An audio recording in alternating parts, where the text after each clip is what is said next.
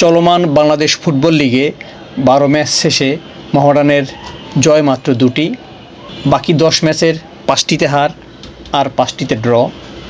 সর্বশেষ 12 এপ্রিল মোহামেডান হেরেছে ঢাকা আবাহনীর কাছে।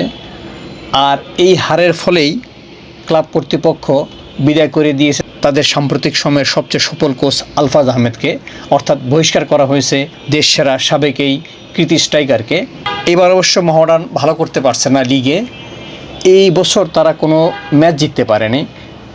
2025-26 মৌসুমে মোহামেডান ক্লাবটির লিগে যে 2টি জয়, 2 জয়ই গত বছর। তারা প্রথম জিতেছিল 24 নভেম্বর ঢাকা আবাহনীর বিপক্ষে 3-2 গোলে।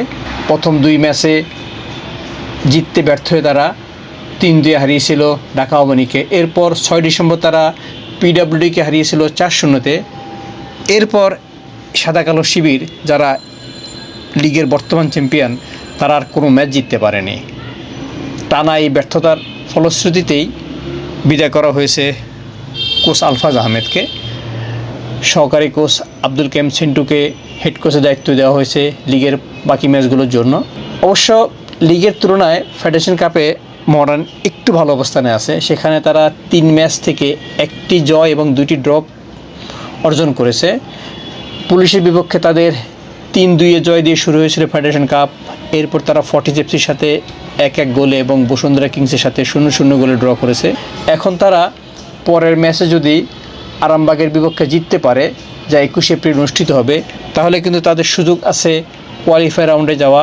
কারণ বসুন্ধরা এবং বাংলাদেশ পুলিশের খেলা আছে। ওই ম্যাচে জয় পরাজয় হলে মোহামেডান যদি জিতে আরামবাগের বিপক্ষে, তাহলে মোহামেডান চলে যাবে কোয়ালিফায়ারে, অর্থাৎ তাদের ফেডারেশন কাপের ফাইনালে খেলার সুযোগ থাকবে। ক্লাব কর্তৃপক্ষ লিগে ব্যর্থতার জন্য আলফাজকে বহিষ্কার করেছে, অথচ এই আলফাজে কিন্তু দীর্ঘদিন পর মোহামেডানের শিরোপা খরা ঘুষিয়েছেন। 2022-23 সিজনে মোহামেডান যে ফেডারেশন কাপ চ্যাম্পিয়ন হয়েছে লম্বা সময় পরে, তা কিন্তু এই আলফাজের কোচিংয়েই। ফাইনাল আবাহনীকে হারিয়েছে তারা।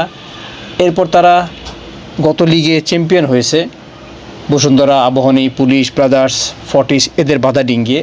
এরপরও এবার ব্যর্থতার জন্য ক্লাব কর্তৃপক্ষ আলফাজকে বিদায় করে দিয়েছে। আলফাজও তা মেনে নিয়েছেন। তবে আসলে এখানে ব্যর্থতা কি শুধু আলফাজের? মোটেই না। মোহামেডান ক্লাব কিন্তু তাদের গতবার দলটি ধরে রাখতে পারেনি। বিদেশিরা চলে গেছেন, দেশি ভালো খেলার অন্য ক্লাবে পাড়ি দিয়েছেন। ফলে ভাঙাচোরা দল নিয়েই এবার লিগ খেলছে মোহামেডান। এই ব্যর্থতা কিন্তু ক্লাব কর্তৃপক্ষের, ক্লাব ম্যানেজমেন্টের, আলফাজের নয়। কিন্তু আলফাজকে বানানো বলির পাঠা। মোহামেডানের নতুন কমিটি এসেছে, তারা নতুনভাবে দল গোছানোর চেষ্টা করছে ক্রিকেট, ফুটবল, হকি সব ক্ষেত্রেই। আর এই মিশনে তারা প্রথমে সেটে ফেলল সফল কোচ আলফাজকে। কেন এবার দলটি ব্যর্থ, কেন খেলোয়াড়রা মাসের পর মাস বেতন পাচ্ছে না, সেদিকে খবর নেই। তারা হুট করে আলফাজকে বিদায় করে দিয়েছেন। এখন তারা নতুন কোচ আনবেন, নতুনভাবে দল সাজাবেন। সেটা ক্লাবের মত মর্জির ব্যাপার, তারা করতেই পারেন এই ডিসিশন। তারা যে কোনো ডিসিশন নিতে পারেন, যেহেতু ক্লাব লিগে ব্যর্থ হচ্ছে, ডিসিশনটা নিতেই পারেন। কিন্তু ভেতরের দিকে তো তাকাতে হবে। যে খেলোয়াড়রা খেলতে চাচ্ছে না টাকার অভাবে, বেতন না পেয়ে, তাদেরকে এই কোচ ম্যানেজারাই কিন্তু রাজি করে মাঠে নামিয়েছেন। এখন তারাই কোচকে বিদায় করে দিলেন। যাই হোক, এই আলফাজ কিন্তু মোহামেডানকে শিরোপা এনে দিয়েছেন, মোহামেডানকে সাফল্য এনে দিয়েছেন, দেশ সেরা কোচ হয়েছিলেন। বাংলাদেশের ফুটবলে মোহামেডানের যে দীর্ঘ ব্যর্থতা, সেই ব্যর্থতার অবসান ঘটিয়েছেন। কিন্তু ক্লাব কর্তৃপক্ষ সেদিকে আর নজর দেননি। তারা সর্বশেষ রেজাল্টকেই বিবেচনায় এনেছেন। আসলে খেলোয়াড়রা যদি খেলতে না পারেন, কোচের কী করার আছে? শেষ পর্যন্ত কোচকেই সে দায় নিতে হয়, সে দায় নিতেও হলো। আর এর মাধ্যমেই আলফাজের মোহামেডানের পর্ব আপাতত শেষ হলো। অথচ এই মোহামেডান ক্লাবকে আলফাজ লিগে শিরোপা এনে দিয়েছেন, জাতীয় দলকে সাফল্য এনে দিয়েছেন, লম্বা সময় মোহামেডানে খেলেছেন। তার ক্যারিয়ারের শুরুটা কিন্তু শুরুর সেকেন্ড ধাপ, অর্থাৎ আরেক ক্লাবে খেলার পর এই ক্লাবে যখন আলফাজ এসেছেন, এই ক্লাব দিয়ে আলফাজের শুরু। এরপরে মুক্তিযোদ্ধায় গেছেন, ব্রাদার্সে গেছেন, শেখ রাসেলে গেছেন, আবাহনীতে খেলেছেন, আরামবাগে খেলেছেন।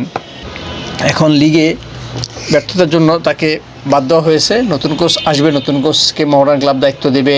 তিনি দলকে কতটুকু টেনে নিতে পারেন, সেটাই দেখার বিষয়। আমরা চাইবো মোহামেডান ক্লাব ভালো করুক, তাদের অগণিত হাজার হাজার লক্ষ লক্ষ কোটি কোটি দর্শক আছে, দর্শকরা আবার মাঠে আসুক ভুমরার মতো ক্লাবের ফুটবল টিমকে সাপোর্ট করার জন্য, দেশের ফুটবলকে প্রাণ দেওয়ার জন্য।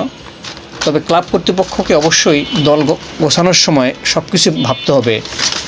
যদি ঠিকমতো খেলোয়াড়ের দিতে না পারে তাহলে কোচ কী করবেন, সেই বিষয়ে অবশ্যই ক্লাব কর্তৃপক্ষকে ভাবতে হবে। আগামীতে দলটি ভালো করুক সেটা আমরা চাই, তবে আলফাজের সাথে যে আচরণটি হয়েছে এ ধরনের আচরণ যেন অন্য কোনো কোচের ক্ষেত্রে না হয় সেটাই আমরা প্রত্যাশা করব।